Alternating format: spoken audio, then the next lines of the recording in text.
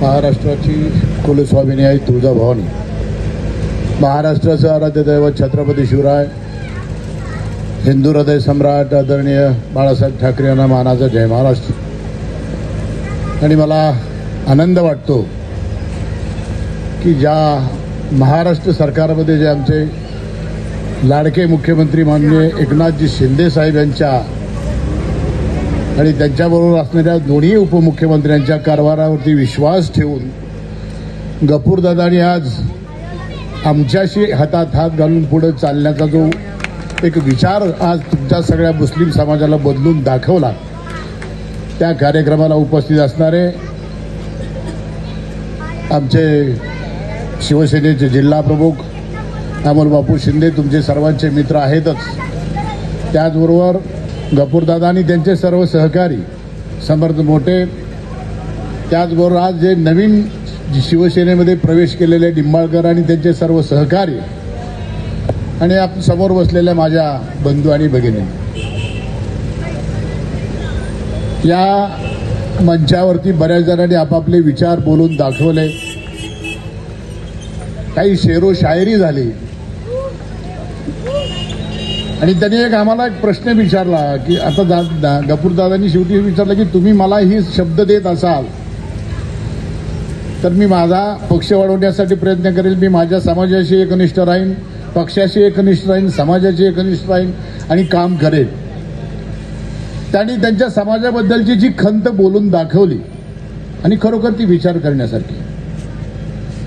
समाजाचं मतदान घेतलं जातं, 5 वर्षानंतर पुन्हा त्याचा विचार होतो, तोपर्यंत त्यांचा विचार केला जात नाही.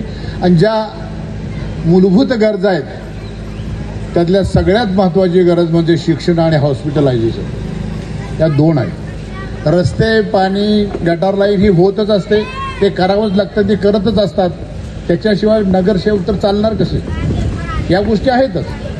ते गोष्टी बोलून दाखवण्यासाठी हा स्टेज नाही आहे.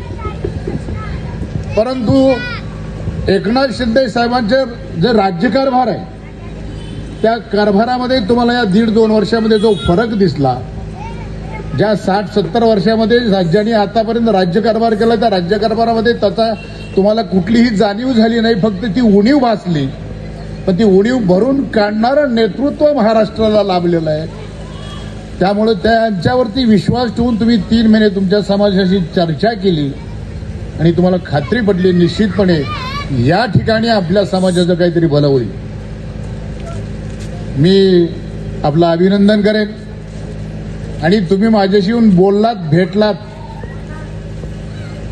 पहिल्यांदा ओळख करून तुम्ही मला स्वतःची दिली किंवा मी गफूरदादा बोलतोय, गफूर शेख बोलतोय. मी म्हटलं आपलं काय काम आहे, तर तुम्ही सांगितलं मला भेटायचं आहे तुम्हाला.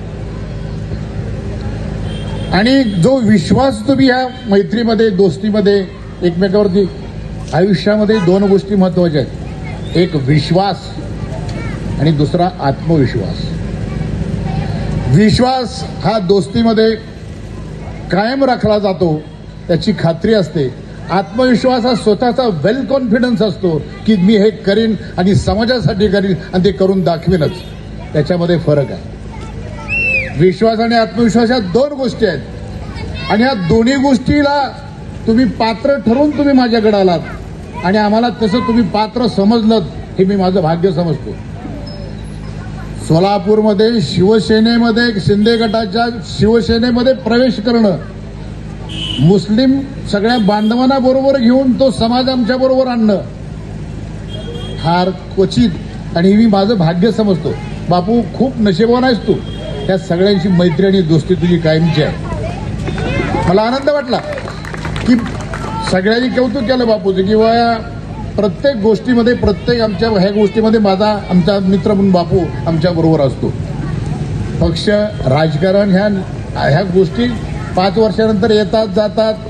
निवडणुका आहे तोपर्यंत राजकारण असतं, पण निवडणूक गेल्यानंतर निवडणुकीसाठी जवळ येणं आणि एकदा जवळ आल्यानंतर कायमचं शेवटचा जगाचा निरोप घेण्यापर्यंत एकमेकाशी दोस्ती टिकवणं, याला खरी दोस्ती म्हणायची.